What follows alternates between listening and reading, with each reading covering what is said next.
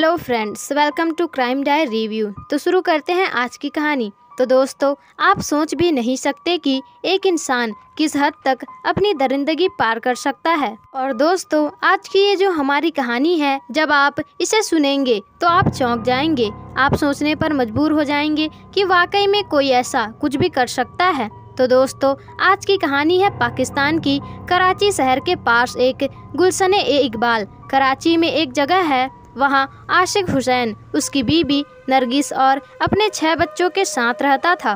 और ये सभी गुलशन के एक स्कूल में सभी रहते थे, जो कि पूरा खंडहर था। वह वीरान पड़ा हुआ था क्योंकि वह पिछले 9 महीने से बंद पड़ा था। वह स्कूल ऐसे जगह पर था जहाँ पर आसपास ज्यादा लोग भी नहीं रहते थे, जिस कारण स्कूल के मालिक ने आशिक को चौकीदारी के लिए भेजा था। और आशिक इसी स्कूल के एक क्वार्टर में रहता था, अपनी बीवी नरगिस और 6 बच्चों के साथ। लेकिन दोस्तों, उस मालिक को भी कहाँ पता था कि इस स्कूल में कुछ भयानक घटना होने वाली है। दरअसल 13 अप्रैल 2022 की एक सुबह 3 बजे, या तो यूँ कहे रात के 3 बजे, घर के सभी बच्चे एक कमरे में आराम से सो रहे थे। तभी घर की बड़ी बेटी, 15 साल की सबसे बड़ी बेटी, अचानक से उसकी नींद खुल जाती है और उसे कुछ चिल्लाने जैसी आवाजें सुनाई देती है। और वे सभी बच्चे के साथ सो रही थी, लेकिन आवाज सुनकर रात के 3 बजे आंख खुलते ही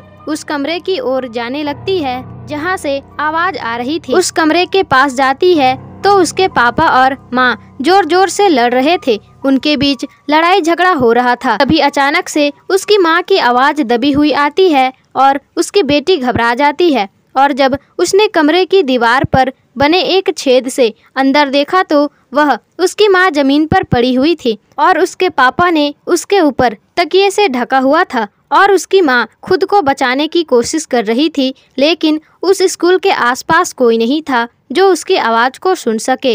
और कुछ ही सेकंड में आशिक की बीवी नरगिस मर जाती है। यह देखकर बेटी वहीं पर गिर जाती है और बेहोश हो जाती है। लेकिन उसकी बेटी को भी कहाँ पता था कि ऐसा भयानक मंजर होने वाला था। अब 23 घंटे के बाद उस लड़की की आँख खुली तो फिर से उसके दिमाग में वही बातें आई थी जिसे देखकर वह बेहोश हो गई थी। लेकिन उसे लगा कि शायद वह उसका सपना है, वह सपना देख रही है। अक्सर हमारे साथ भी ऐसा होता है कि जब हम सपने में किसी की मौत देख रहे होते हैं और अचानक से हमारी आंख खुल जाती है तो बड़ा सुकून मिलता है कि यह एक सपना है। लेकिन ऐसा उसके साथ भी हुआ। लेकिन कुछ सेकंड के बाद ही वह समझ जाती है कि यह कोई सपना नहीं है, बल्कि असल में हो गया है। फिर भागकर वह उस कमरे में जाती है जिस कमरे में उसके पापा उसके माँ को मार रहे थे। लेकिन उस कमरे में कोई भी नहीं था। फिर वो लड़की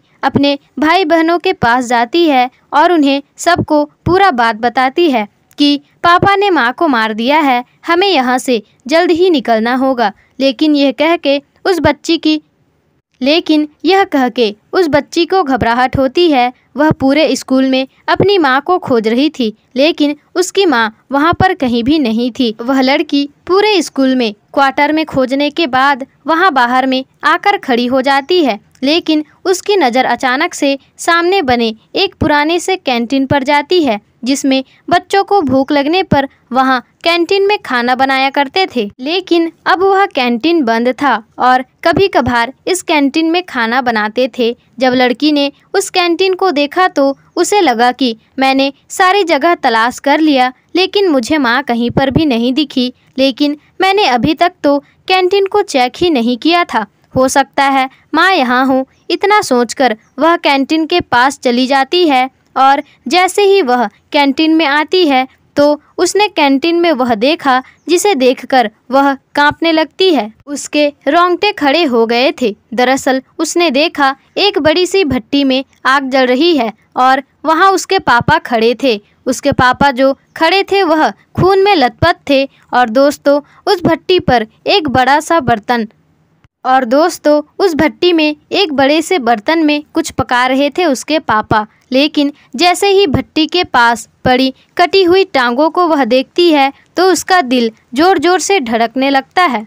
वह वहाँ कुछ भी नहीं बोल पाती है। तभी अचानक से उसके पापा उसकी तरफ देखते हैं और ये भयानक नज़ारा देखते ही वह लड़की तेजी से दौड़ने लगती है, क्योंकि लगभग दिन भर निकल चुका था। तो उसे उस कैंटीन की कुछ ही दूरी पर लोग दिखाई देते हैं। वह भागकर उनके पास जाती है और इस पूरी घटना के बारे में बताती है, और वो लोग उस लड़की की बात सुनकर घबरा जाते हैं और फिर उस जगह पर अकेला जाना उचित नहीं समझते। इनमें से एक व्यक्ति पुलिस को फ़ोन कर देता है और कुछ ही देर बाद पुलिस उस जगह पर आ जाती है। जब पुलिस और वह व्यक्ति उस कैंटीन में पहुंच जाते हैं तो सामने में वह मंजर दिखाई देता है। यह देखते ही उनके हाथ पैर कांपने लगते हैं। और दोस्तों, वहीं थाने के पुलिस ने बताया कि आज तक उनकी पुलिस की नौकरी में कभी भी उन्होंने ऐसी हत्या नहीं देखी थी।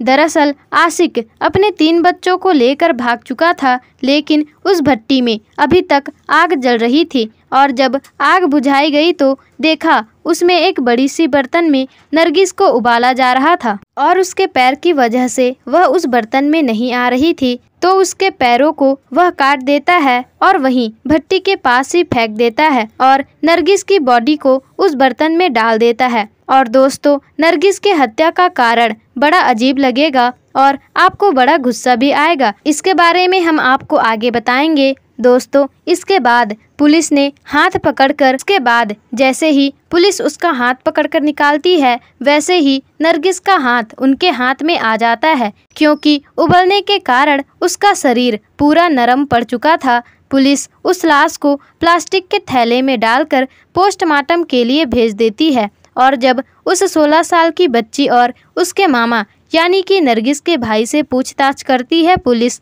तो सच्चाई सामने आती है। आशिक रोज शराब पीकर आता था और नरगिस से लड़ाई करता था और अपने बीवी से गलत काम करवा करके पैसे कमाना चाहता था और रोज अपने नए नए दोस्तों को घर लेकर आता था और फिर अपनी बीवी को उनके साथ रहने और सोने को कहता, लेकिन नरगिस कहती वह मर जाएगी लेकिन अपनी इज्जत पर आंच नहीं आने देगी। और ऐसा ही हुआ, नरगिस मर ही गई और आशिक ने उसे मार ही दिया। लेकिन दोस्तों, इस घटना की सबसे अजीब बात यह थी कि इस इलाके के एसपी ने बताया कि उन्होंने इस बात का पता लगाने की कोशिश की, लेकिन उन्हें पता नहीं चल पाया कि आखिर आशिक अपनी बीवी को पकाकर खाना चाहता था या कुछ और करना चाहता था। और यह बात तो तभी पता चलेगा जब आशिक पुलिस वालों के हाथ लगेगा। दोस्तों, ये रही वो सच्ची घटना। तो दोस्तों, इस सच्ची घटना की कहानी के बारे में आपकी क्या राय है, हमें कमेंट बॉक्स में ज़रूर बताइएगा। और अगर कहानी अच्छी लगी हो तो वीडियो को लाइक, शेयर, कमेंट और चैनल को सब्सक्राइब कर दीजिएगा, जिससे कि ऐसी ही सच्ची घटना हम आपके सामने लेकर आते रहें।